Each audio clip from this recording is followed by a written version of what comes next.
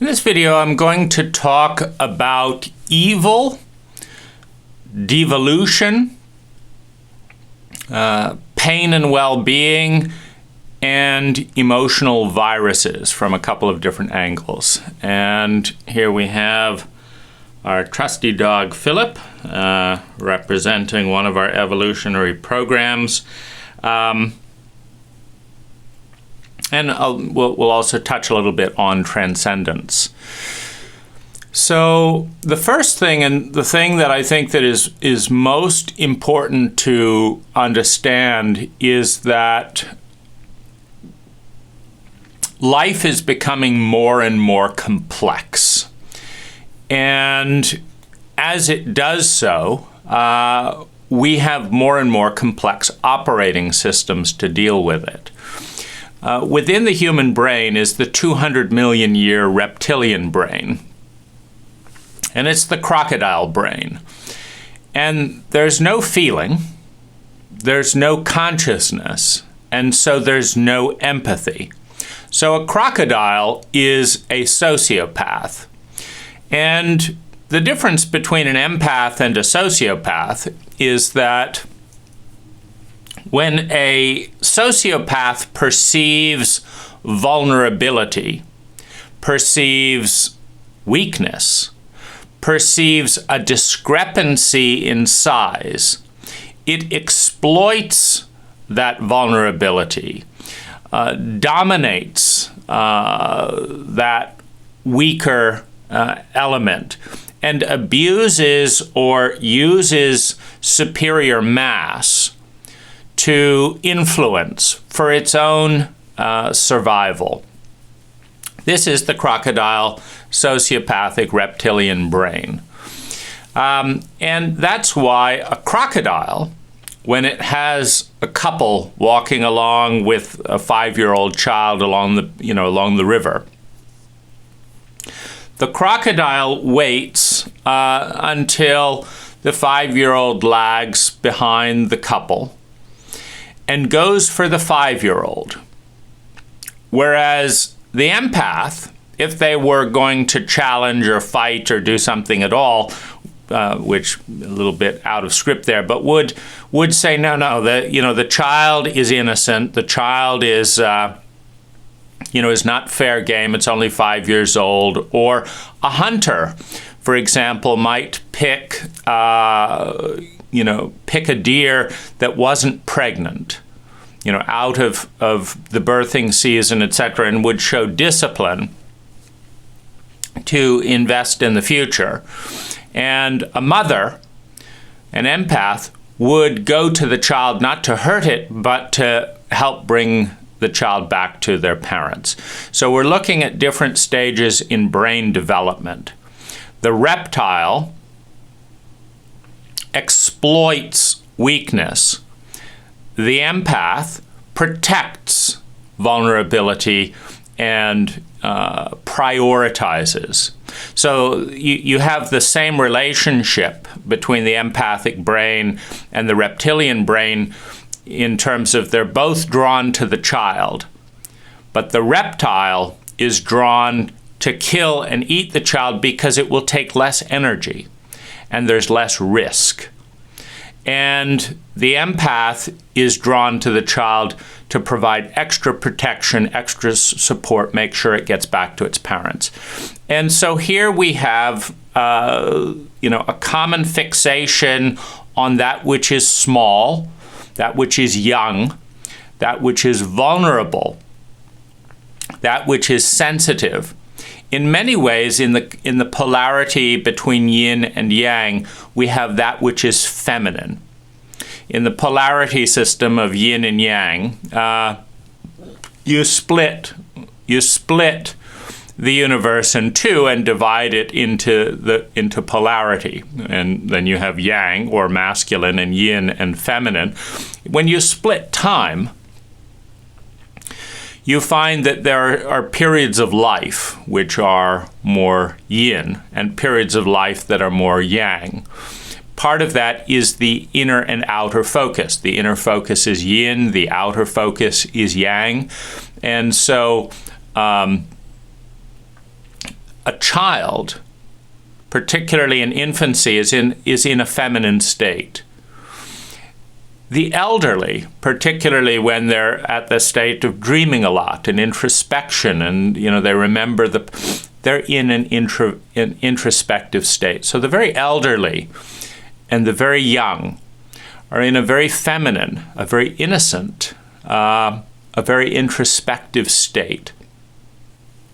And this, of course, is a period of vulnerability, not only in size, because you have the yang years, like the late teens to maybe 40 years old. You have that kind of block of focusing outward, and it's all about getting things done in the outer world.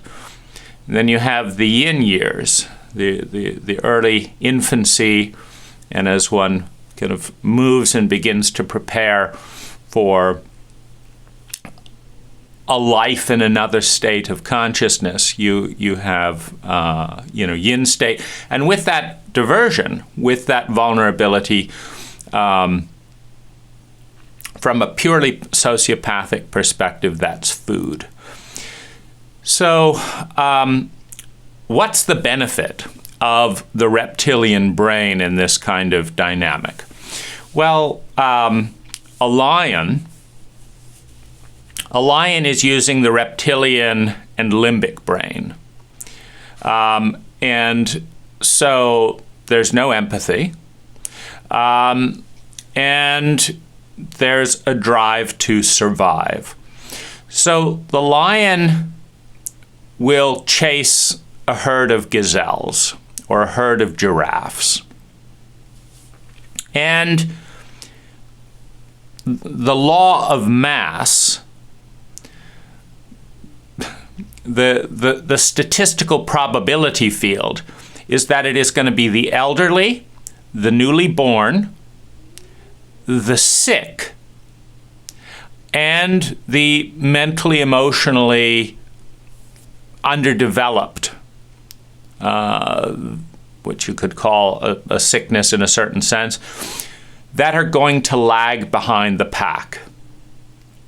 And so the lion is using a sociopathic protocol from the reptilian brain with limbic reactivity as well, to focus on killing the most vulnerable in the gazelle pack. Because, and it's not zeroing in, there's no thought, there's no feeling. It's an unconscious instinct. And the service to the pack is mixed, because if, let's say that a gazelle has just been born in perfect health 30 minutes before the lion attacks, who's going to be lunch for the lion? The newborn. A gazelle that would grow up to be a perfectly healthy gazelle, one of the best in the pack. The lion is going to take that away. But the other probability field is that it is an elderly gazelle that by definition cannot run as fast as the younger gazelles. And that will also be lunch for the lion. And this may hurt the lion, or this may hurt the gazelle pack again in the sense of memory and instinct. There's a benefit to a certain amount of maturity. Now the lion will also attack the sick. So if one gazelle has a disease that retards, let's say, its eyes, that one gets eaten and pulled out of the gene pool. And so the lion attacks the one that lags behind. And in a survival of the fittest paradigm, those kills pull disease, etc., out of the pack or out of the herd of gazelles. But it's somewhat of a neutral cost in the sense that the very young and some of the more mature that have better instincts. They've learned some of the traps of the lions, etc., and can actually guide the herd. But the idea of killing off that which is not competitive and thus strengthening the pack, that aspect of idea, you could say, is constructive to life. That if every species on the planet has a predator, and that predator, whatever it is, destroys what is most vulnerable, what is left is more resilient. So this is and of course, the flip side is true, that it'll be the fastest lion who gets their dinner first, who gets to be in the alpha role. So you have, this coming together of the reptilian sociopathic brain, resulting in the stronger, bigger, faster, more capable members of that species, getting the most food from the weaker, more vulnerable, younger, older, etc. of the species they are preying upon. And the consequence of this is that the more capable lion will be in better health psychologically and physically for reproducing.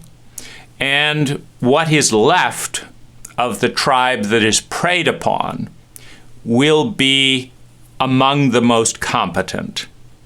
Now, we're dealing with a very crude system, because in this analogy, the gazelles may have lost an elder that actually knew a thing or two more than, in other words, knowledge compensates for slower speed, but it doesn't help you get away from a lion. Not until knowledge enters the human sphere and knowledge allows you to get an armored car. Then you can be rich, 80 years old, in an armored car and hire 20 hunters, so that if the lion comes after you at 80 years old, you mow him down with a machine gun. At that point, knowledge becomes more valuable than speed. The 80-year-old billionaire is more competent at getting away when those resources are employed than the 30-year-old, without a Jeep, etc. So, but for the gazelles, the fact that they're a little bit more attuned, that they've watched the hunting cycle, that they know a few tricks, after 10 years of life or 15 or 20 years than they did when they were newly born and perhaps a little bit more vigorous, doesn't help them. It's not enough of a gap to escape the lion. But you can see the goodness objectively in the results. You can say, well, at this rate, the most capable lions will be the dominant breeders, growing and evolving in various ways, and the most capable gazelles will outrun the lions, evolving in various ways. And there will be a certain stasis, a certain symmetry that will take place, because if too many lions grow, they will start eating too many gazelles, and only the very fastest gazelles will be left. And so it'll become harder and harder to catch them, and the lions will be underfed as a result, and then you have the malnourishment of the lions, and then they're not running as fast, And so the gazelle tribe, the gazelle herd has a chance to regrow. And so there's a natural stasis in a lot of these, kind of balances. And if you look at life, if you look at nature, if you look at Gaia, and say, this is an explosion, this is an expression of abundance, of love, of yes, there will be life. And there will be a lot of it. And it will move, it will change, it will evolve. If you look at that as just a yes to existence, what you want is, first of all, a guarantee that there will be more and more something out of nothing. And in many ways, that's what you can see a planet as producing, something out of nothing. And this will move this way, and this will move this way, and this will mutate in this way. And left to its own devices, nature produces a very complex, rich, biodiverse ecology. And one of the beauties of diversity is that no matter what happens, there will be life. If you think of the game as, will there be life or will there not be life? And will that life continue to grow in some form or cease to exist?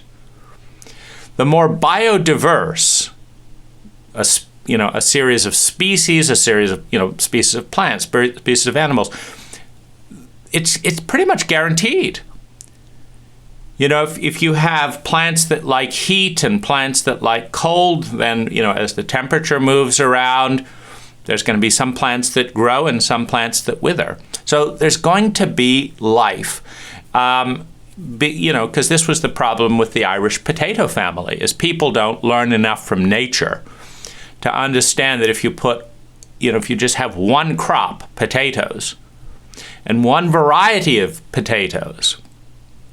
In the U.S., we now have farms with 4,000 acres, all corn, all one type of corn, and the amount of chemical shielding that has to be dumped on that corn in order to stop nature saying, enough,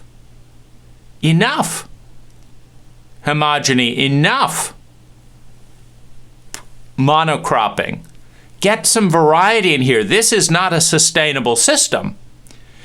Because if one blight, if one disease comes in here, the whole crop is lost and life dies. And we are, of course, killing our topsoil and the life in our soils with these chemicals. And we don't have a very good paradigm for understanding sustainability on the outside, because we don't have a very good paradigm for understanding sustainability on the inside. We kill off large portions of the psyche through cult programming, and we kill off large portions of the planet by externalizing those paradigms.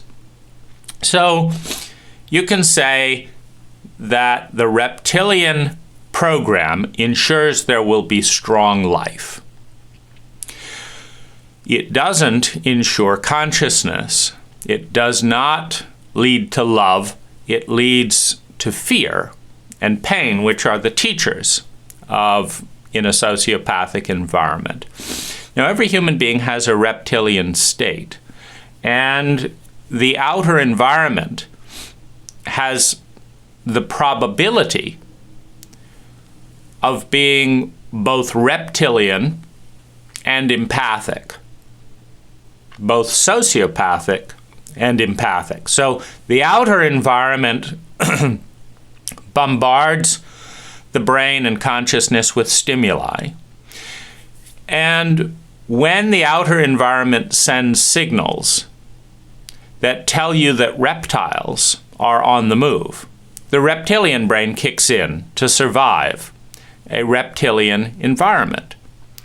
And the reptilian signals are fight, flight, freeze, and fawn, or please. Now, the pleasing or fawn posture is commonly referred to as ass kissing. When you have a reptile at the top of a power structure, and capitalism is primarily a reptilian mindset, meaning the goal of a capitalist is to turn one bit of paper, a dollar, into another bit of paper, another dollar, faster and more efficiently than anyone else, and to get as many dollars as possible concentrated into their pocket or their company. That is the pyramidal scheme of capitalism. And the belief is that if everyone does that, that it will, in a free market system, that the culture or the people will have a higher quality of life than another paradigm. And we've only explored just a few, but that's the idea, that this is the way to bring people out of poverty. And certainly within a capitalist paradigm, compared to a centralized government dictatorship in whether Maoist China or the killing fields in Cambodia or Stalinist Russia, the reality is that having a diverse ecology of competing, self-interested capitalists, rather than a centralized dictatorship of forced sharing. That particular experiment is in the individual acting autonomously is able to outperform any collective, is, I guess, the kind of the central theme. And then there's also the benefit of competition for the consumer, because when you don't have monopoly, you have to compete. And the Latin word for compete, compete, is to draw out the best in the other. And it's true. Elon Musk and Jeff Bezos together are more likely to bring in a faster world in space. They're the leading private space companies, in the world. And their rivalry, the fact that Jeff Bezos stole, Elon Musk was, engineering these new different types of weldings and metals and stuff. And Bezos would go in and offer Elon Musk's top employees twice as much money if they'd come for him. And that's so you've got a sociopathic paradigm. Because if you think, well, how's Elon going to feel if he uses his engineering wizardry, his unique brain, to develop a technology that doesn't exist, and then Bezos uses his dominance power as one of the wealthiest people in the planet to just offer twice as much money, and Elon gets nothing. Elon develops and trains someone, recruits someone, contributes his brain power. And Bezos is like, yeah, I'm going to steal that. I'm not smart enough. I'm not willing to develop that technology, but I'm going to steal that guy. I'm going to just give him twice as much money. And I don't care how you feel. I want something for me, and I'm the bigger one. And I can buy it. I can leverage it. I can bully my way through. And so you have a sociopathic dynamic there. And sociopathic dynamics, particularly when emotions are involved, they breed hate. They breed anger. When you have an empathic and a limbic brain that's there, and someone treats you sociopathically, that part lights up and says, this doesn't feel good. There's an asshole There's a reptile in the presence, and he's a threat. He's bigger than you. So you get anger, you get hate, you get etc. to motivate a counter move. Because otherwise, you have the bully that has learned to survive by violating and taking and dominating. And they just take more. And everyone says, here you are, and they take even more. Here you are, and take even more. And all of the energy concentrates in one person. And so you have the sympathy in the childhood development of the brain. You have the antipathy in the adolescence. Fuck you. No, I'm not doing that. I'm rebelling. No. You have the antipathy.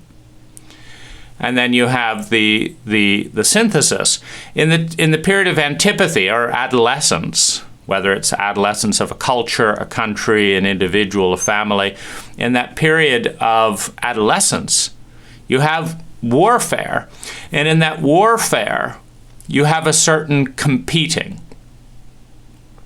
Meaning, when there's a feeling of life or death, when there's a feeling of tension or competition, be it a tennis game or a world war, you've got massive amounts of drive. You've got massive amounts of fear, massive amounts of pain, massive amounts of anger.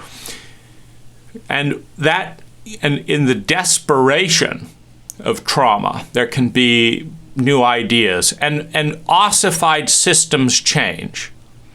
You know, the chauvinism of the United States changed to some degree. The racism of the United States. You see, when blacks entered the military and women entered factories for the military, we let go our dogma, our cruelty, and our stupidity in separating our cult, artificially. And we accepted reality. The reality that a black male is as good a fighter, if not better, than a white male. So are you so committed to your racist dogma that you're willing to lose the war and be dominated by another country just so you can maintain a scientific lie that says these people should be treated separately? You know, it's like, it sometimes takes that. I'm really attached to my dogma. I'm really attached to my view of the world. And I don't want the truth interfering with that. And in peacetime and in luxury, I can afford the high price of maintaining my stupidity and my delusions. And nothing's going to stop me. It's my stupidity, it's my delusion, no one's going to take it away from me, and I'm rich enough, life is successful enough that I can afford stupidity in this domain. But when you have a life and death challenge, you have to let certain forms of stupidity, inefficiency, unscientific hypotheses, you have to let them go because they don't work. It works to give equality to every human being in practice. It doesn't work to fight a war when your enemy is using all their resources and you're too dumb to use all of yours because no, that's only for a Sunday. No, this, that's women. They should be doing this and this. No, these people. They should be treated like this. That whole dominance, you could call it bullshit or dogma, takes a lot of energy and destroys a lot of possibility.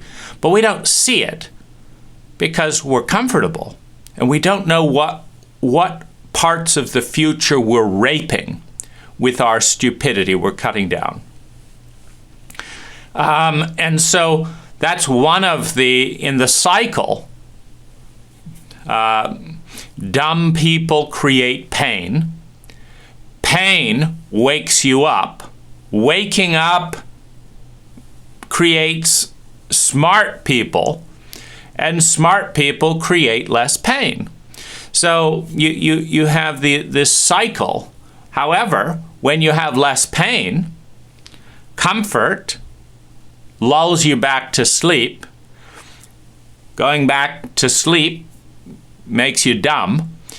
Dumb people create pain. So you have this kind of up and down, general movement towards the urgency that is created by pain and the kind of stupidity and numbness created by an unconscious comfort level. And so life moves on. And you can think, you can think of the brilliance of the life program that just says, yes, there will be life and lots of it. Yes, we are going to win because it's all life. It doesn't matter if the eagle tribe gets bigger than the raven tribe from an eagle eating a raven. Now there's more life in eagle form and a little less in raven form. It doesn't matter if the giant redwoods smother out this other form of life. There will be life. There's just so much options. And if you cut the whole old growth forest down, there are 20-year-old dormant seeds that burst out into life. So we have the reptilian program, and then we have the empathic program. Now what I want to talk about is the lotus blossom shape of the flowering of consciousness. Now, sensation is coming, bombarding consciousness at any given moment. The sensations from memories, stored chemically in the body, energetically in the field, the bombardment of memories. Every memory that we have, everything that our body has felt, everything that we've seen on TV or any other form, is a cue. And the cue is there empathy or is there cruelty? Is there well-being or is there pain? The more we are bombarded with pain and cruelty, chronic pain and cruelty without repair, the more the brain flower closes down to the very bud of the reptilian brain. And the reason is that you need the reptilian brain to survive a sociopathic environment. And so let me give you an example. So you're chanting with 100 monks, and you're in a transcendent state, the highest state capable of the brain, one with the universe, one with God, until one man, one woman, one boy walks into the room and points a machine gun at the roof and starts shooting up the mural that you're meditating to, and then takes the gun down and shoots one of the monks. Every single monk in that meditation is shocked by stimulation out of the high transcendent states in the transcendent regions of the brain, and brought face to face with the fear of death designed to keep the body alive that is produced by the reptilian brain. In an instant, as soon as the first shot is heard, You have an awareness that I'm in a sociopathic environment, and that if I want to survive this, fight, flight, freeze, or fawn is necessary. And dictatorships are aiming for fawn, meaning dictatorships are not particularly interested in you running away and fleeing their dictatorships. Who do they have to dictate to if you run away? They're not interested in fighting and having to expend energy. I mean, that's not much of an accomplishment. I rose to power, I became a dictator, and now every single day of my life is a living hell because I have to fight every person in the country? No, the dictator isn't aiming for flight or fight. And what if everyone just freezes and doesn't answer any questions and just lays there as if they're dead? No. The dictator is going for fawn, or please. Please, Mr. Dictator, how can I please you? What do I have to do so as not to be shot up, not to have my wife raped, to get a little better portion of food now that you've reduced the country to incompetence and starvation and only 20% of us are going to have enough food? What do I have to do to please you? The dictator is going for fawn. And fawn is a traumatic response to a sociopathic environment as a contract with the abuser. Every child forms it with their abusive parent. You don't want me to tell Mom that you're molesting me, your 6-year-old daughter? Okay, Daddy, how can I please you? Every child learns to please those that control their survival, security, love and belonging, and self-esteem, the first in the 4 hierarchy of human needs. And so that's what a dictator wants.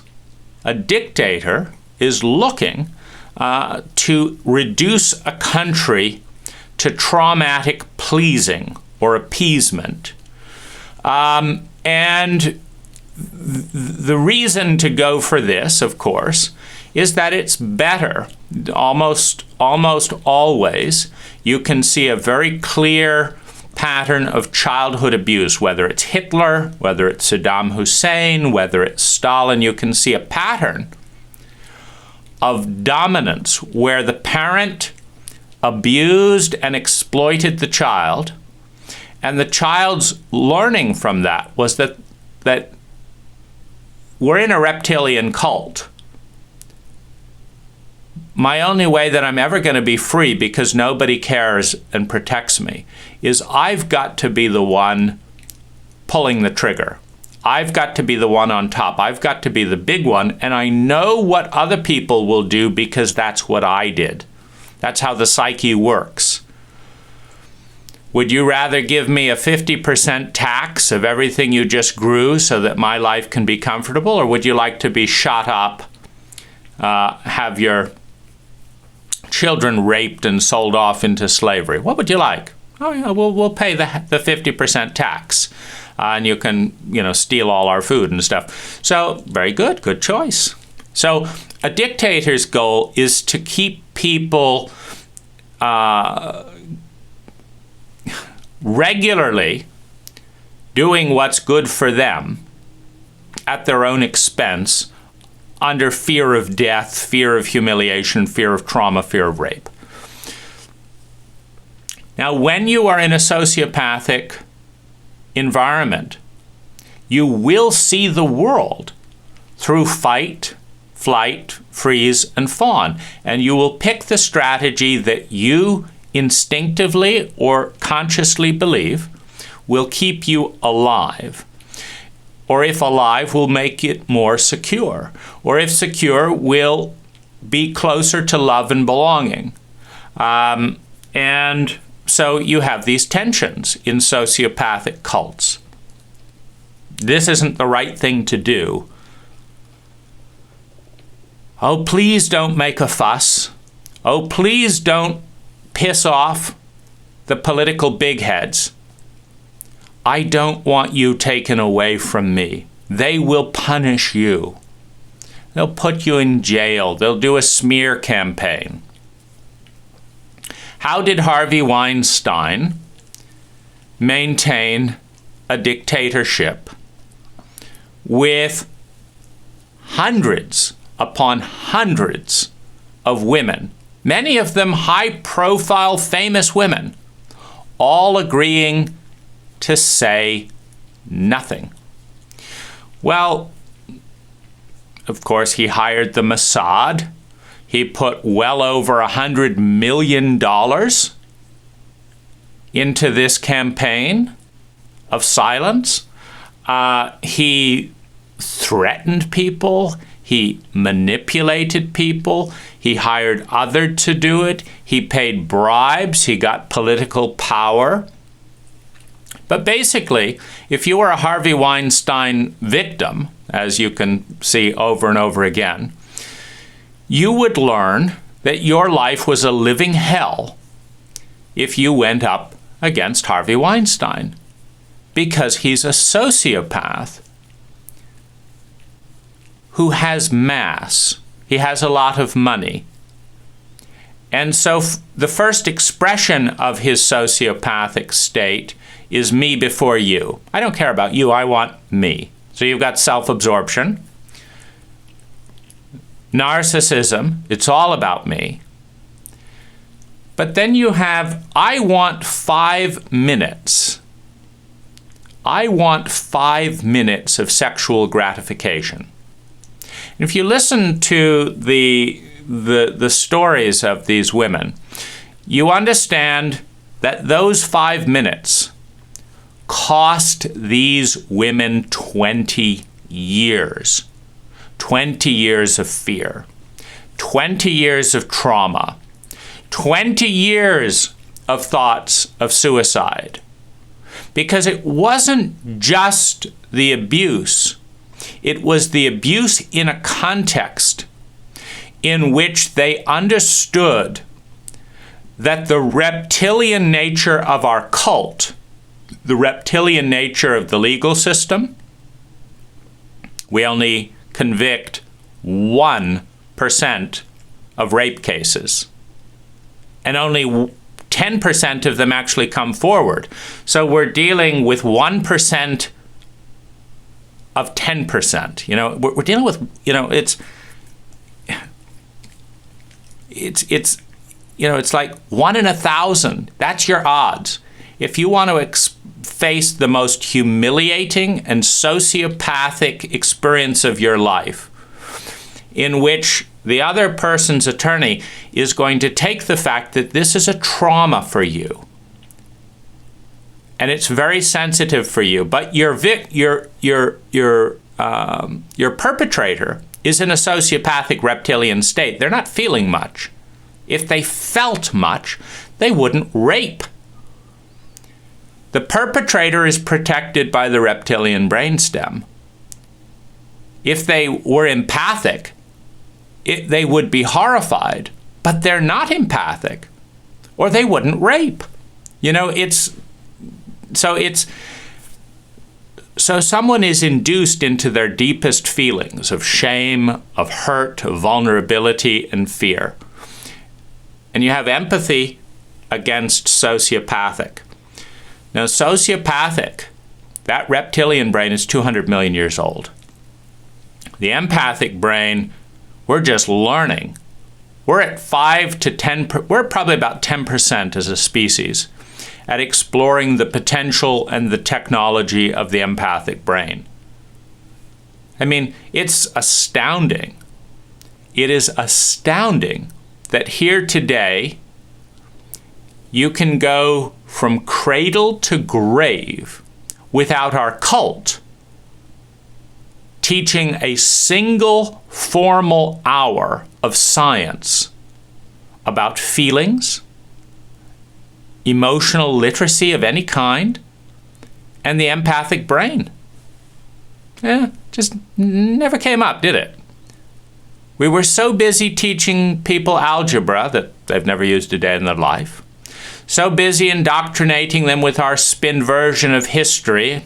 You still know the date when this bridge was built. We were so busy brainwashing our children and taking them out of life to supposedly prepare them for it, that we just kind of missed the idea that the most important stage of human consciousness, moving from the reptilian brain through the limbic brain to the empathic centers of the brain, just never came up.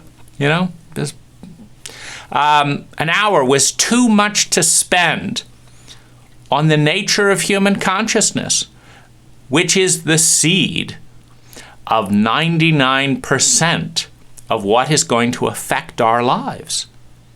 Human consciousness interacting with other human consciousness, interacting with the things that consciousness has created, designed, and produced, be those cults, be those manufactured goods, be vehicles, transportation experiences. It's all about consciousness. Well, let's just not talk about it. So, it's that's insane. And yet we don't get it. So it needs to be said. The empathic brain is hurt when engaged with sociopathically. And so the real crime and the real wound in a rape scenario is certainly, in some cases of violent, brutal rape, you have harm to the body. But the real wound is to the empathic brain. And what is the wound? The wound is that you're not safe to care about other people because other people do not care about you. Now, how does that wound get delivered? Well, first of all, when you understand that in some studies 1 in 3 women have been sexually abused before the age of 18, we're not talking about an isolated incident.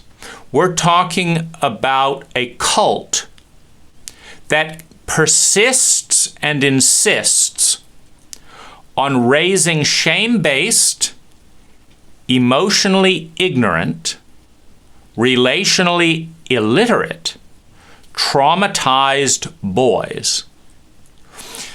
Now, if you traumatize your boys in a state of emotional illiteracy, and then you shame them for their trauma and do not repair it, and then humiliate their expression of feelings in a chauvinistic, kind of patronizing view towards those feelings, you are raising reptiles systematically, meaning the child that you've looked into a 1-year-old child's eyes, they are in the transcendent brain. They believe they're one with everything. You've taken the totality of the brain's possibility field, and through a protocol of willful ignorance, sociopathic ineptitude, profound dissociation from that state, chauvinism and humiliation, you have taken that innocence and chopped it to bits, and then buried the wounds, and shamed and silenced the screams, and dulled the ache and buried the memories and called it love, driven them insane, and persisted in raising a generation of sociopathic, ignorant, traumatized, highly shamed, angry men. That takes a lot of work. That takes a lot of work. And then what you've done is you've blamed that cult incompetence on the boys. Because that's what cowards do. They don't say, wow, do you mean to say that after 500 years of raising sociopaths, you expected me to realize that we needed to teach parents how to parent? You mean that's what you're angry about as a 16-year-old? That we, after 500 years of sustained pathological abuse, did not grasp that parents need to be trained to be parents. Yeah, that's what I'm fucking furious about. It never occurred to us.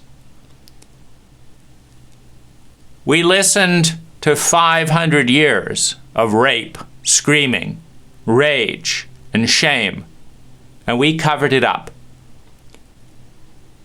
for your own good. You know, it's so petty what we ask our children to deal with. And then, of course, we ask the women, without any training in rape protection or protection against chauvinism, we teach the women, of course, that they're useless. And then we pretend that we care. Like, oh, I'm so sorry you were raped. Oh, I'm so sorry you were raped. I'm not going to do anything about it, like insist on educational reform. It's just one of those strange things that just happens again and again and again and again and again and again for hundreds on hundreds of years. And this tells the brain that these people are more committed to being numb, are more committed to freeze and fear than they are to love. And as a result, we're in a sociopathic environment that requires fight, flight, freeze, and fawn to survive. So, you know, in a sociopathic high school, just think 95% of all high schools and what's going on in a high school today is sociopathic. In a sociopathic high school,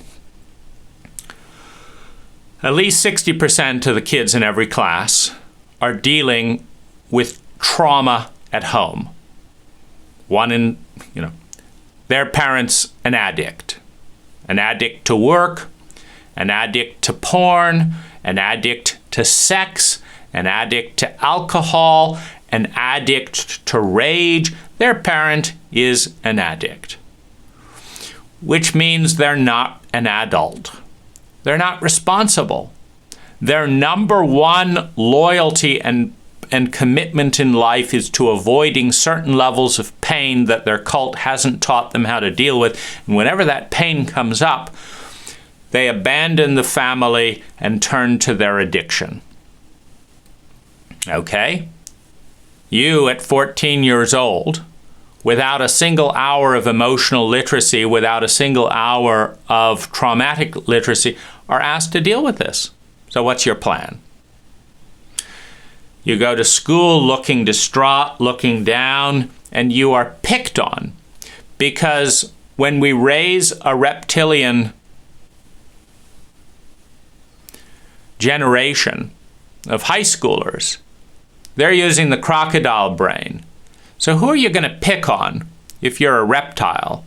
Remember, the crocodile goes for the 5-year-old, not the parent, to eat him. So you want to pick on someone who's down. You want to pick on someone who is anomalous, because the minorities are easier to pick on, aren't they, right? Whatever you are, if it's a minority, you're going to have less people standing up for you. If you pick on the majority, you'll lose. But the minority, oh, it's wonderful. It's like they've got such a small faction. How can we lose? A crocodile attacks minorities. An empath protects minorities. Oh my gosh. You're the smallest group and you're surrounded by reptiles. You need help. And you need my help more than anyone else needs my help. Let me respond. I'm going in there. So, the more fragile the minority, the more valuable the evolutionary pattern is that the minority holds. That's why we protect animals from going extinct to some degree. That's why, we'll fund, putting an animal in a zoo, etc., so that the whole pattern doesn't go extinct just because we're too dumb to take care of the planet, our host body. And so, when minorities experience the isolation of being picked on, because they're being picked on, you see, they were picked on at home and no one championed their right at home, which leads a scar of worthlessness, because that's the message. When your caregivers are both more interested in their own pain management agendas than they are in your well-being, when you are alone dealing with the trauma induced by your caregivers, you understand that your odds of survival, of security, of love and belonging and self-esteem are, it's 50-50 at best, and certainly not today. And that's not a good thought. You see, life is designed life to win. Everyone wants to feel good sustainably, and no one wants to feel bad chronically. And if you've got fucked up parents in a cult that produces fucked up parents, in a cult that doesn't teach fucked up parents how not to be fucked up, and lets the kid deal with our irresponsible negligence,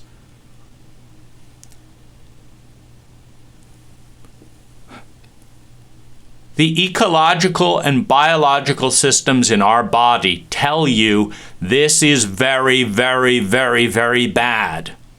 You're heading in a direction that leads to death.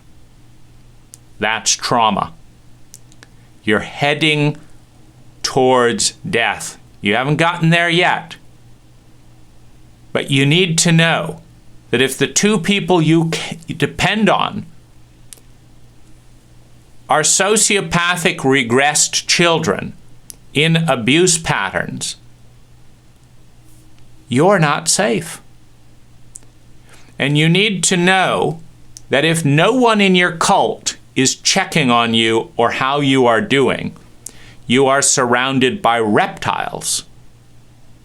Because we know the statistics and we do not send the survey to the kid. We don't check up on our children in our neighborhoods.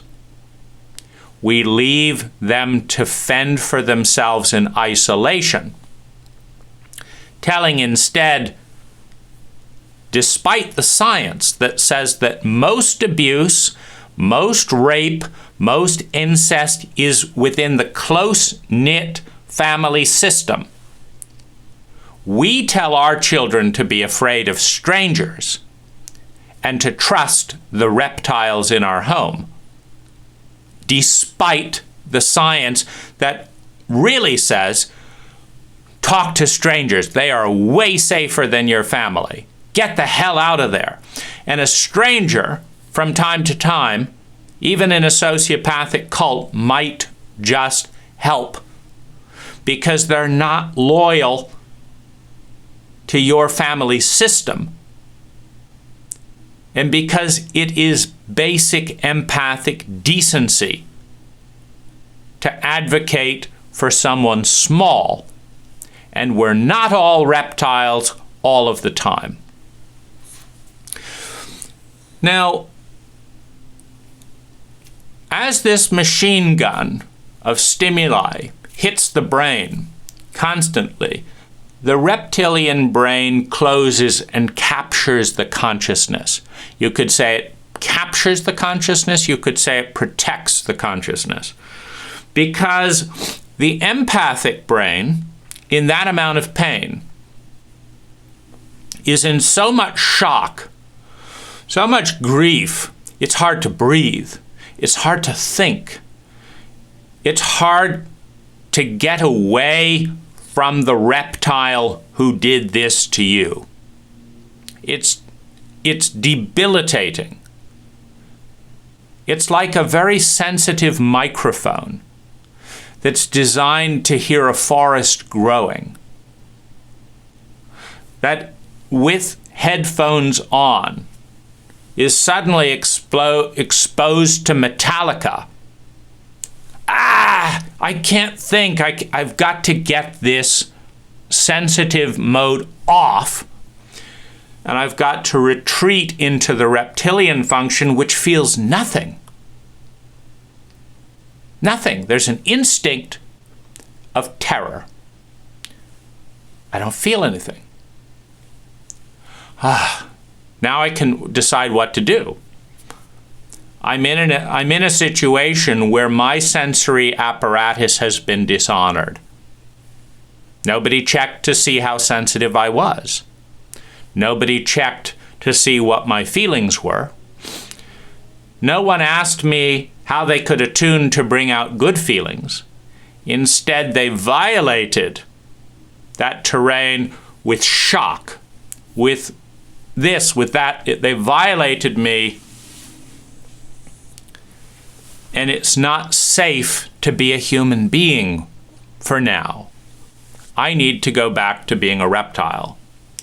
And this reptilian function closes. The petals of that brain shut down and don't let very much or anything in. Just the fear, just the terror that says, if I go out there, I will die. Let me stay here, hemmed down, partitioned.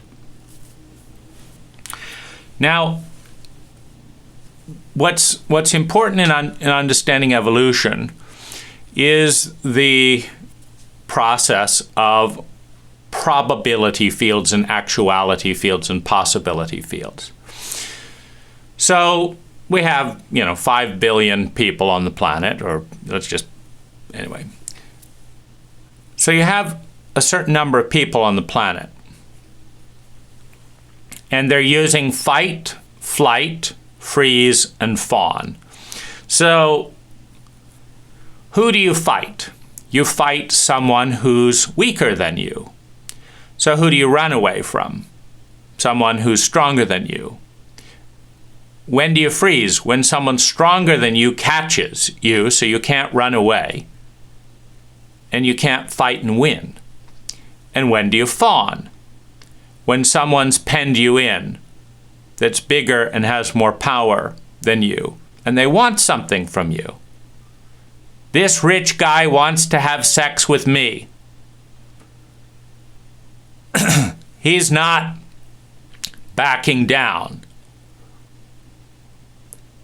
I'm in a sociopathic environment that is not taking care of my children. This guy doesn't want a scandal or to go to jail or risk burying the body. Okay, let's try a little fawn here. You be my sugar daddy, and I'll fuck you to get what I need to take care of my children. I will fawn in a discrepancy of power.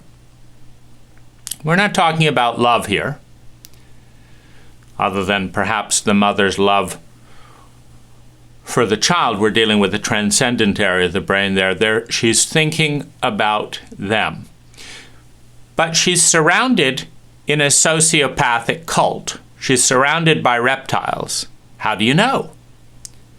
How do you know that she's surrounded by reptiles? Because it is never a woman's first choice to prostitute herself for power. It wasn't on her kindergarten list of dreams to be a prostitute. That was far down the list. Because in a reptilian cult, when you really need help, people don't return your phone calls. I went through a traumatic period recently where, my financial future. You see, I was raped by my therapist under the influence of psychedelics. And then after pocketing the money, as the traumatic symptoms from that rape emerged, he needed to say that it was my fault, and his colleagues needed to say it had nothing to do with them, because he was scared of the reptilian environment around him that might put him in jail if people knew what he did. So he wanted to run away from the situation and put his client's life in jeopardy. Because we don't think to teach men how to deal with the reptiles they are guaranteed to encounter. Or we teach them how to be reptilian. You're going to be bullied, punch the hell out of them. So you can, what we really don't teach people in a reptilian cult is how to transition to an empathic cult competently. Now, in this stage of evolution, you have fight, flight, freeze, fawn. The woman knows she's in a reptilian state because she can depend on being shamed and abandoned if she asks for help from an incompetent group of reptiles who weigh the options. If we help this person, we'll have less, and she'll have more. Wait a minute, I'm a reptile. That's not how I think. I think if I hang up on her or block and screen her calls, I'll have more time to watch football, and she can go out and find someone to rape her so she can take care of her kids. That's a plan, isn't it? So she understands that this is one of her best available options because of the cruelty, the stupidity, the shame, the chauvinism, the narcissistic self-absorption of a reptilian traumatized cult. And, of course, I was interested to learn the data. How does a community respond when a professional rapes a person and it's on tape, right? There's a 10-hour recording. It's not a question of he said, she said, although my abuser, of course, didn't let that get in the way of lying about what's on the tape. Here's your voice, Peter. Here's your lies. You say it here on the tape, but you say that didn't happen, right? Out of 700 spiritual, new age, progressive, growth-oriented Americans, how many people respond to a cry for help around rape? I'll tell you, 1 in 700. 1 in 700. How many people are silent? How many people get out their YouTube screen to film the rape? And as a sociopath has this wonderful line, it's not my problem because I have nothing to do with you. I don't feel anything because I'm a sociopath.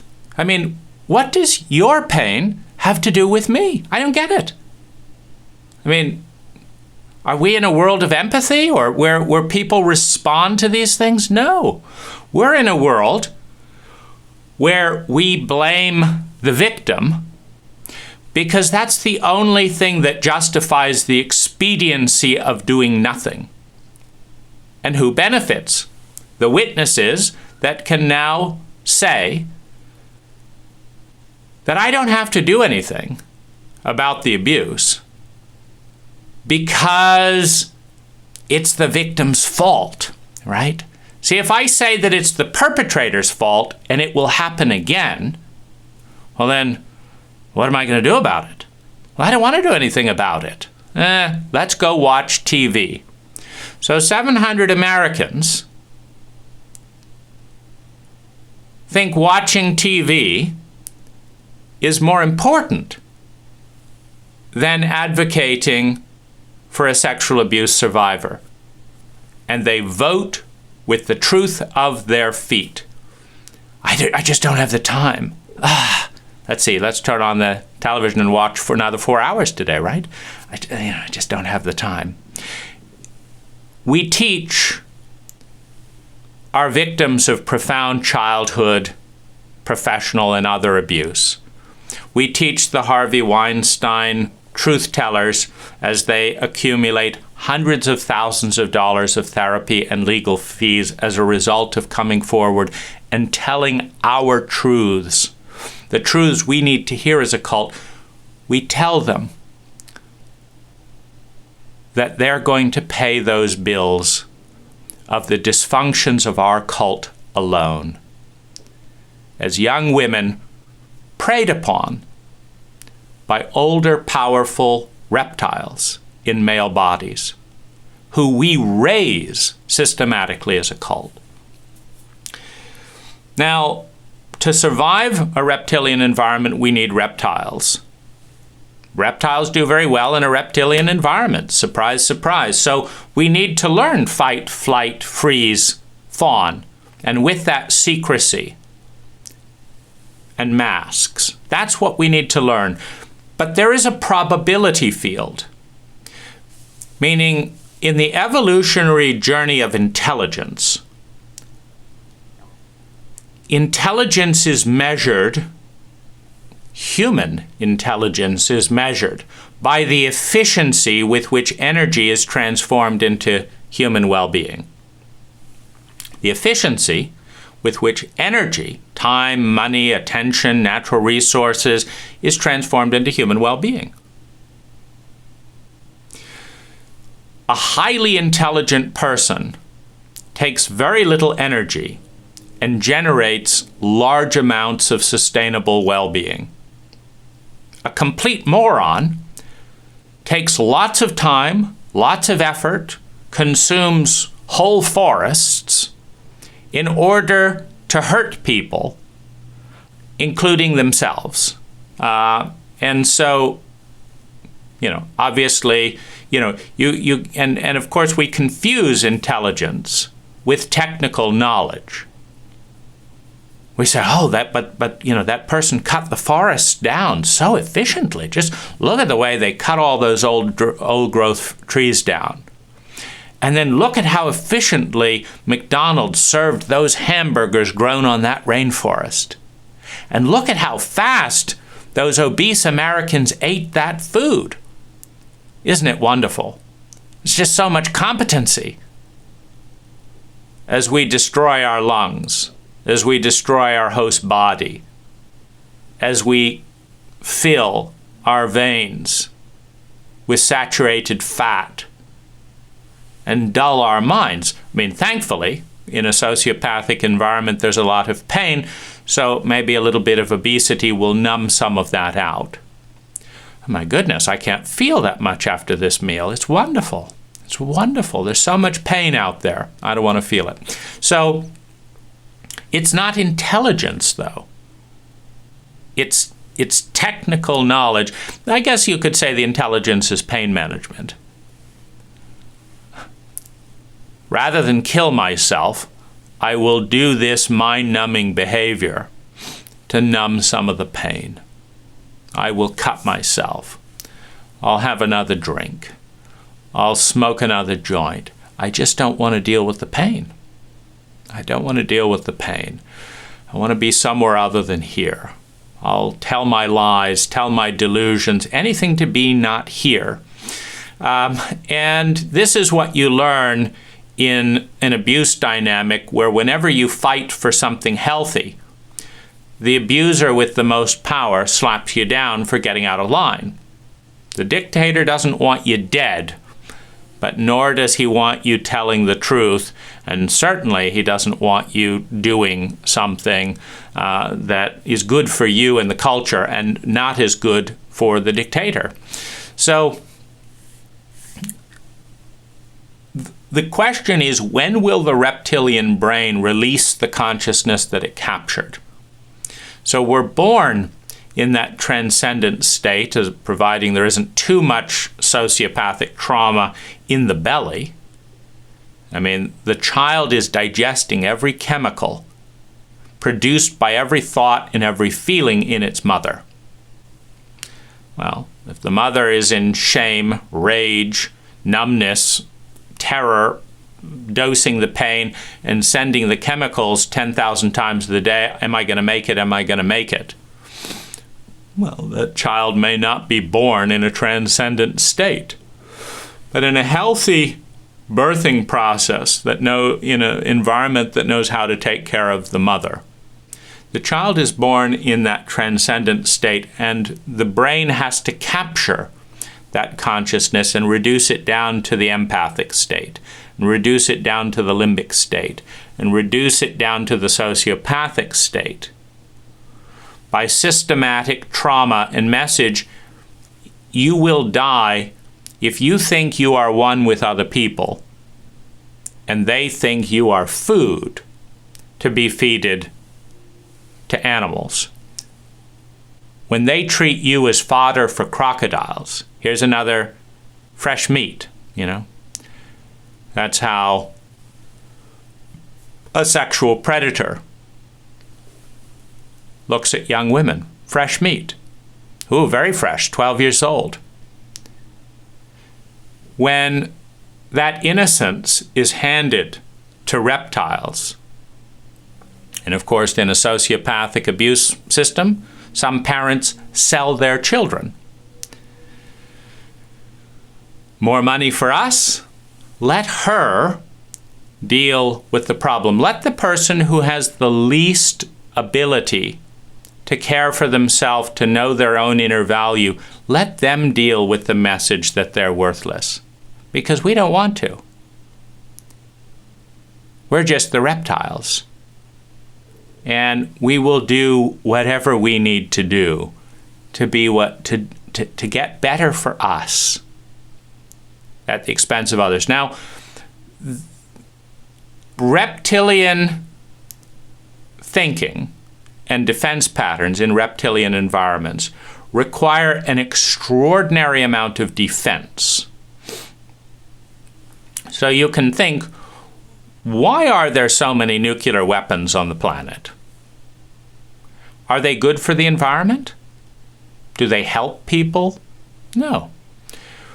When you are surrounded by reptiles, you need to frighten other reptiles. Now, how are you going to do that? You can't say, we won't love you anymore. To an empath, this would be a big deal because they actually care about love. But to a sociopath, we don't love you anymore? I could give a shit. I can't feel your love anyway. I'm in a reptilian brain. To a reptile, great, you won't love me anymore. I'm going to dominate the shit out of you, steal your money, tax you, take your things, rape your daughters, because it's all about me.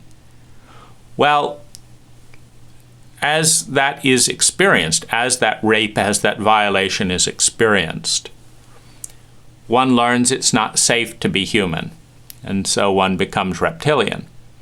And then the question is, how can I hurt you enough that you will pause the abuse? How can I hurt you enough that you can pause the abuse? You see, because a sociopath will not stop the onslaught of abuse simply because you ask them to. They don't care about you.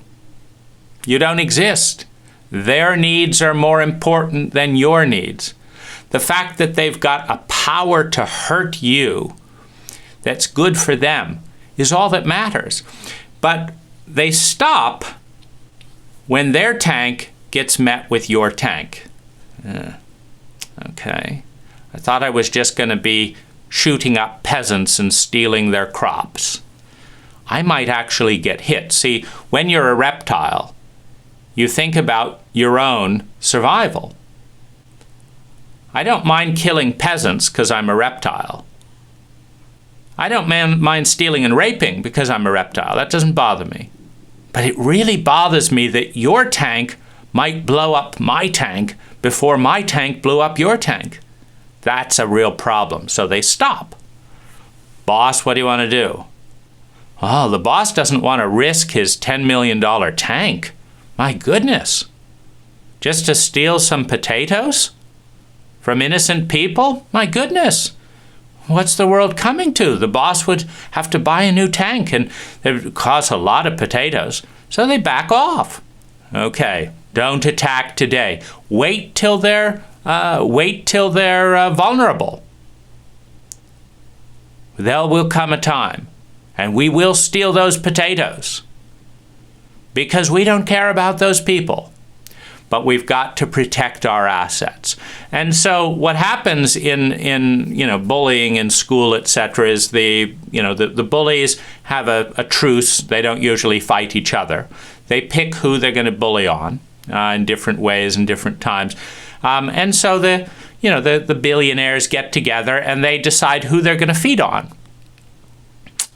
And it seems like this town here could use this and that. I'll bet we could knock out this industry here, send this over to China, and then when they're really poor, we could start a low-wage thing here. And I'll bet we would return a good return on shareholder value. We'll hit the stock price for our golden parachute, and another 100 million for us, and another American town destroyed. Isn't that wonderful? That's great. You did it in 6 months? My goodness, I did it in 4. I did it in 4. Just look at them. Groveling. They'll take any job. See, now I've got my next plan. I'm going to do a low wage, minimum wage, thing there, because it's this company is too hard to ship it from China. I want it immediately. And then my country, a sociopathic country, is going to take these reptiles and let them play a game. Let's see the 400 biggest reptiles, the Forbes 400. Let's see what we can do. So this is obviously simplistic because we're dealing with the cult shadow.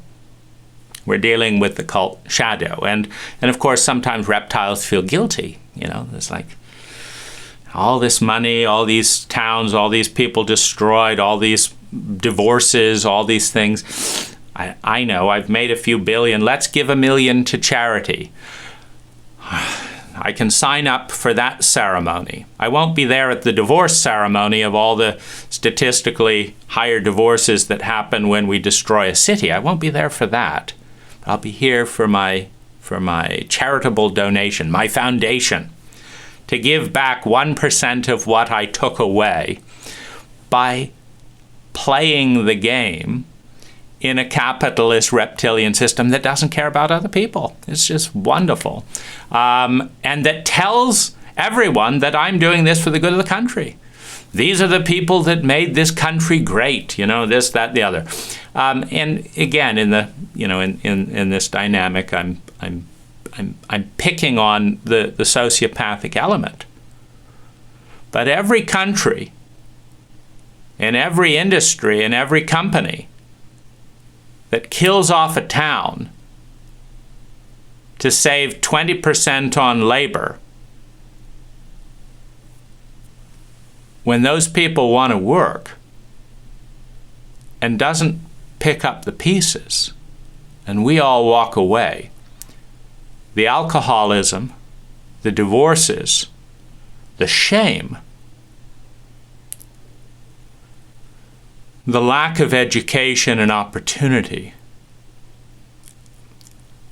and the future that will be born from traumatized, shame-based people is a far more violent, far more painful future, far more destructive future than the future that is born when we care about human beings more than we care about the money that they make as human beings.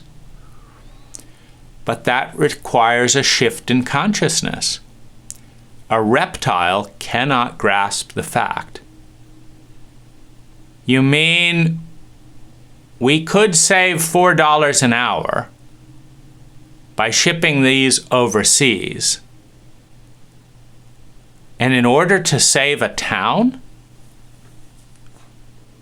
we're going to keep our profits at 12% when they would go up to 13.5% if we moved this factory from this town?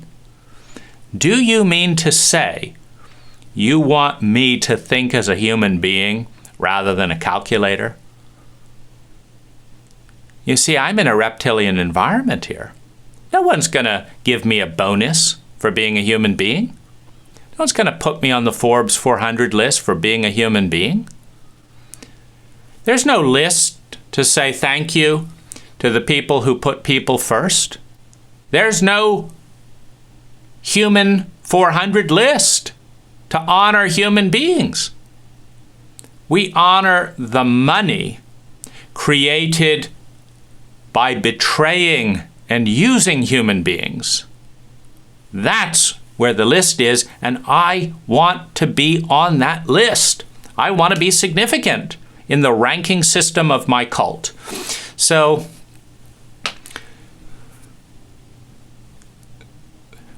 the bitterness, the waste, the anger, the violence, the extra money that has to be spent on policing, the extra rapes, the divorces, the probability field, the amount of well-being that is possible with a given amount of time, money, and natural resources in the reptilian function is very low. Is very low. You have a tremendous amount of unnecessary suffering when you reduce human beings to reptiles. So it's not intelligent. Lots of energy spent to create significant amounts of pain and violence that is predictable as long as reptiles interact with reptiles. But it's better than just dying. Because in a reptilian environment, if someone who has $1 million asks you for your $10, and you're in an empathic state and assume that they need it, you give them your last $10, they've got $1 million and $10, and they go to the next person and take their money, and then when you ask for some food, they're like, I'm a reptile. What the fuck do I want to give you food for? I took your money because I want more gold-plated toilets. Fuck yourself. I'm not giving you anything. You were dumb enough to give a reptile your money. You deserve to die. This is the view of a crocodile. Well, do they curl up and die?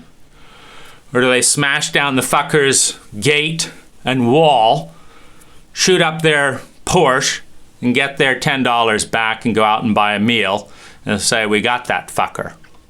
You got that fucker by becoming a reptile to survive in a reptilian environment. I'm going this very crudely and simply, but brain chemistry and partitioning is very sophisticated, and so I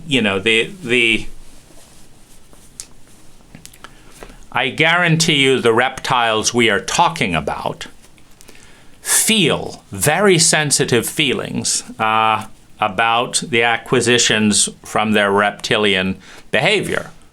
My Porsche! My Porsche! So we're not talking about complete. We have these sophisticated sociopathic partitioning systems where we are very empathic towards the Porsche and angry at the homeless person that might have scratched it if we got too close to them, etc. But we're dealing from the reptilian. We're dealing from the reptilian brain. And I saw this very notably in my city when I'm treated very courteously as a taxpayer, but as a homeless advocate, the city, the council has encouraged everyone in the city not to respond to my emails. Because how's the city going to make more money? How are the nice, plump mayors and well-paid city, how are they going to get even more money if we help the homeless? Let's use our tax money to drive them out of our city. That'll show them. Let's get them out of our, so they don't disturb us. And we can go back to making more and more expensive housing for the ultra-rich, which will fund even more city employees. We're not public servants. We're taking as much as we can for as little as possible. And we're in a one-way street. So you have this dynamic of the powerful again. We don't want to deal with the vulnerable. Takes too much work. Why should we? They're not powerful enough to matter yet. Of course, when those homeless people get rich, like, how can we help you, sir? Come move your business into our city, right?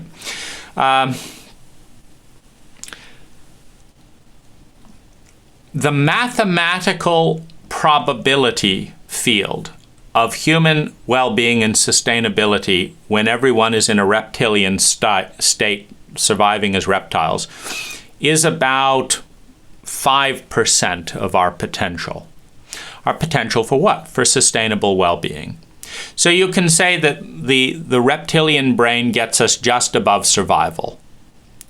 5% of our potential is reached with the reptilian brain. Now, as we move into the limbic brain of emotion and drive, then we're in that kind of mammalian field where it's like I'm running after some food and I get it and I eat it, and when I enjoy the food I feel pleasure. So let's say we're up at maybe 10% or 15% in the limbic kind of instinctual brain. I'm going to have. So you've got some ability, you've got some drive, and focus in that sociopathic programming. Now, as we come into the empathic brain with reason, with consciousness and reason, we actually become aware of what we're doing and why we're doing it, and we feel things and we're aware of what we feel. And then we use mirror neurons to be aware of what other people feel. Now, of course, we're still mostly interested in us and what we feel. I need more love. I need, better looking clothes so that other people will look at me. I want. So we're still very much focused on me, but we've still got an awareness like, wow, I felt really embarrassed when so-and-so did this. So-and-so must be feeling really embarrassed. They must be feeling really embarrassed, but I'm still more interested in me, and so we're dealing with the empathic and reasoning brain. Now, with the empathic and reasoning and conscious mind in this, the probability of well-being goes up. We've got 30% of what we're dealing with is geometry. We're dealing with geometry, and the more complex the variables, if you think of like a single bit of steel, well, it's useful for something, but you can't do much with it. But as you develop in complexity, as you take that steel and put it into 100 spokes and a rim, now you've got a wheel.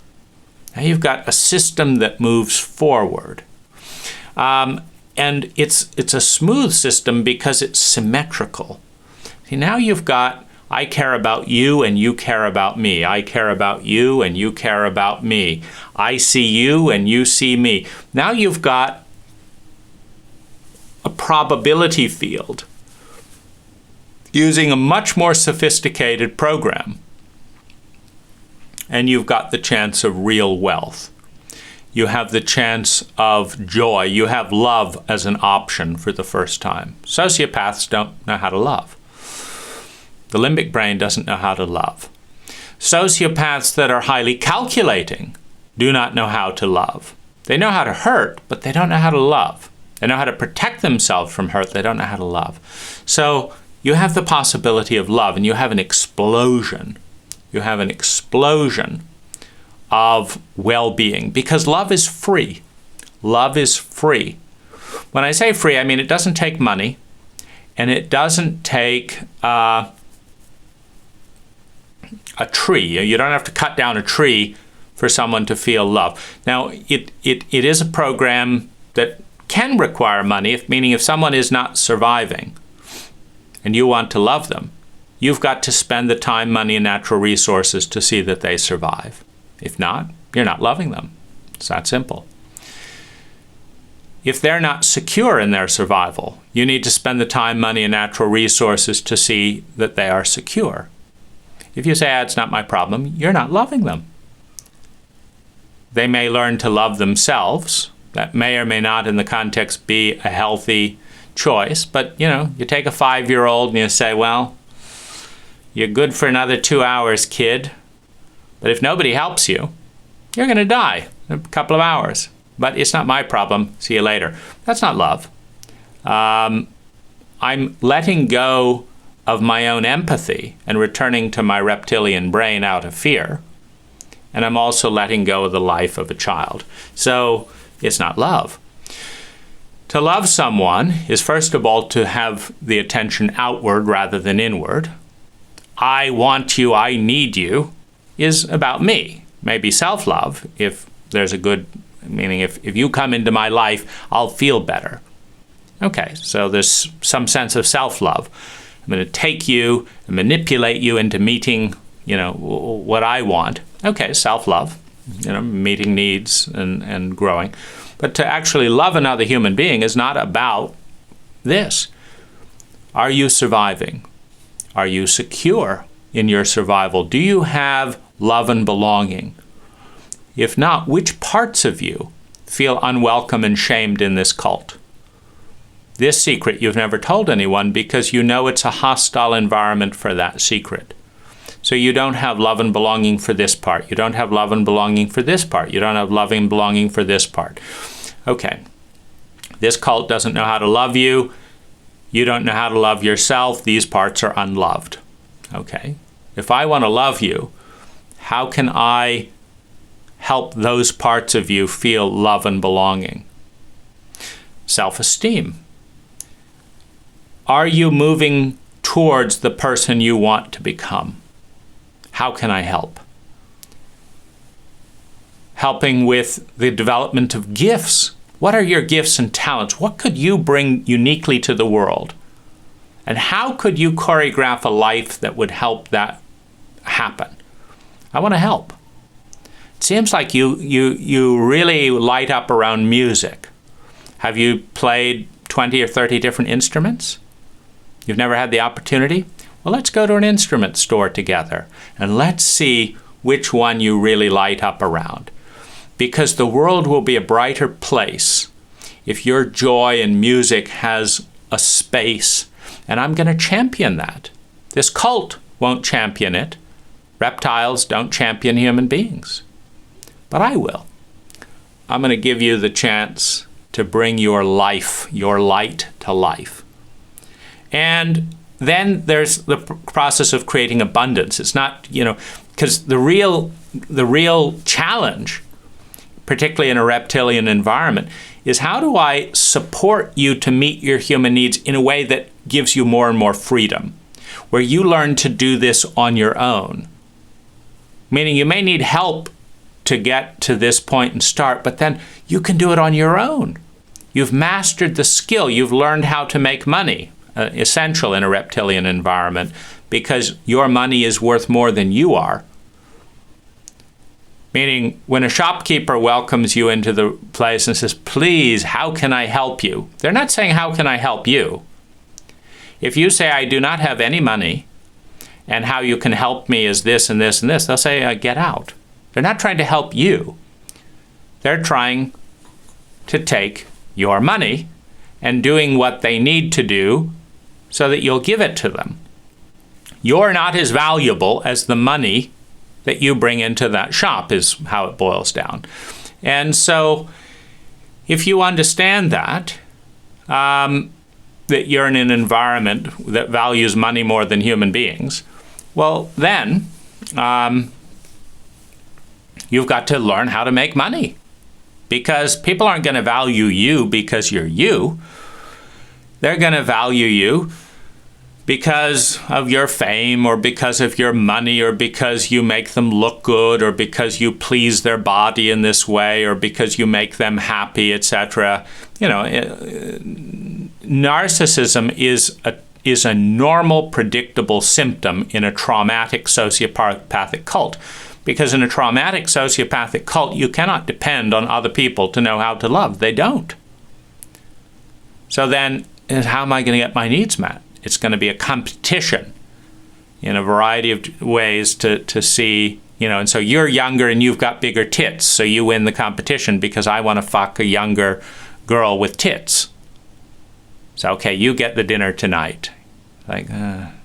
So what am I going to do? Well, I'm going to have to learn how to be a great accountant or something so that I get money, and maybe, some young lover boy will want a rich sugar mama, right? And so I'm going to get something. But, but is of course very insecure, because what if something better comes along? Well, in a sociopathic environment, the wife helps the husband get through college, but then his chauvinism doesn't like this memory. You helped me become the man I am today. I don't like that. I don't like remembering that. Fuck you, I'm my own person.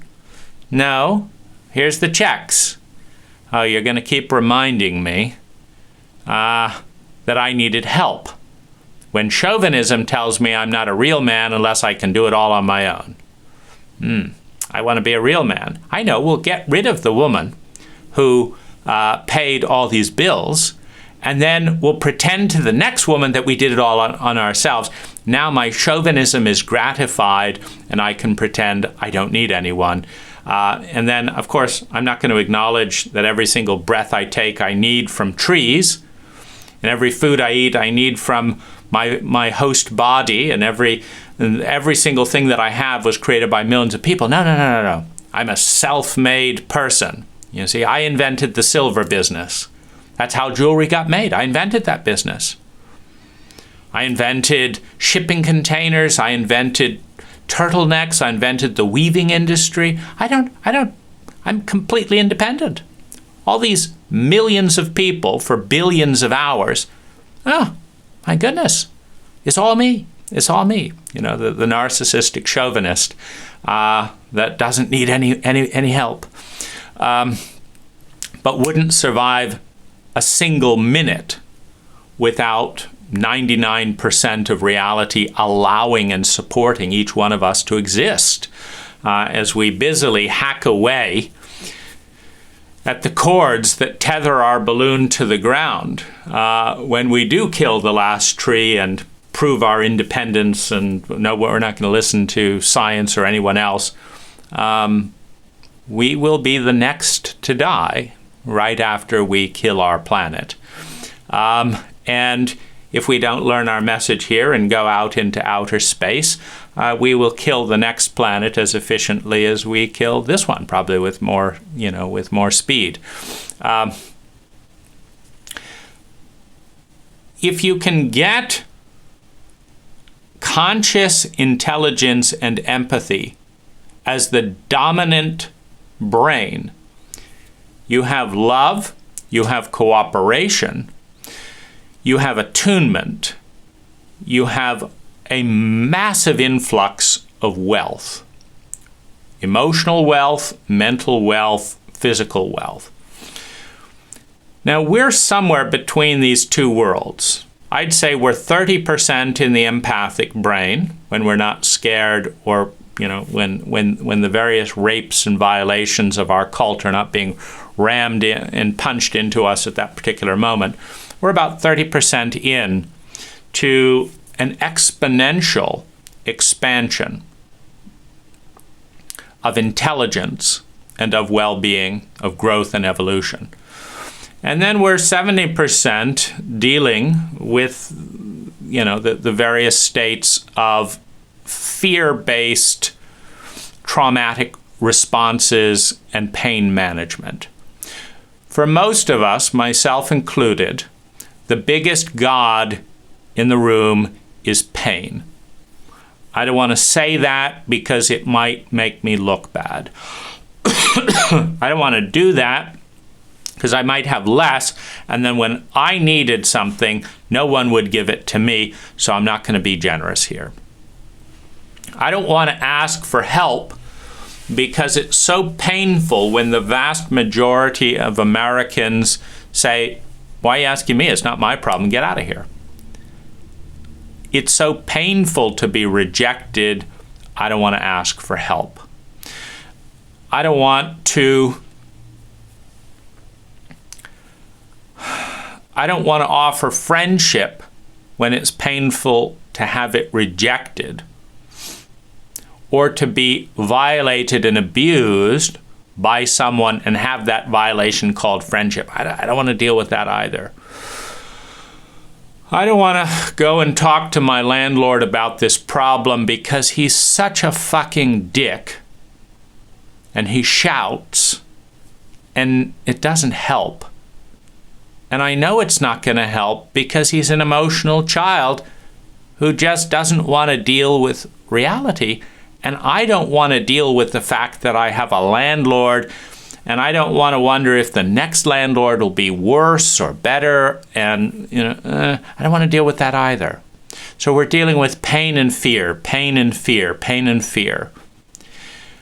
I don't want to go out and meet a new friend.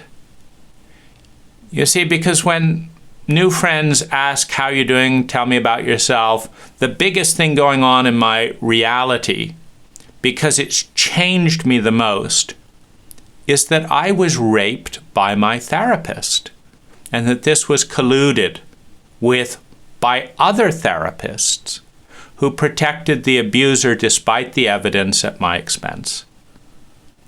And then the community didn't want to get involved, so I lost my social support. I'm really angry. I'm very hurt. And I don't trust people very much. You see, I know Americans. This isn't the kind of friendship that I'm interested in having. You see, if you were talking about your businesses, and if you were a cool person who would make me look good, and when my friends say, "Who are you hanging out with?" Well, I say, "I'm hanging out with Dane, and he goes to, he has great, he's got this cool place in Thailand. He makes this delicious food. He runs his own business. He travels around the world. It's great, and he has interesting thoughts, and he's talked about this. He's written books. Oh, you're really got a cool friend. You must be a valuable person, that he's interested in you." Well, of course I can talk about all that.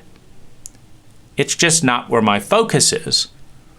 My focus is on grappling with the fact that if this hurt me as much as it did, if this turned a deeply empathic human being into a reptile as much as it did, what's it doing to the other millions of children around America?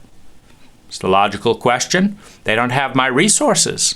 They don't have my articulating talent. They can't spend 1,000 hours after the abuse studying psychology as I did for free.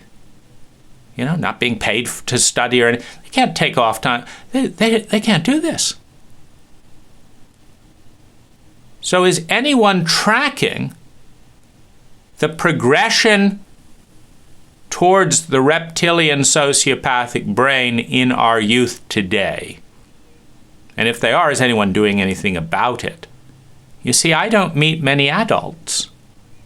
And an adult is defined by someone who has first learned to love the inner self and then turn their attention to those who are most in need on the outside, to the larger self of which we are a part. Because the last region of the brain is the transcendent brain. We have the empathic brain of I understand you because I understand myself, and I care about this, and so you probably care about it as well. Whether that's true or not depends on your technology of communication, but I understand that.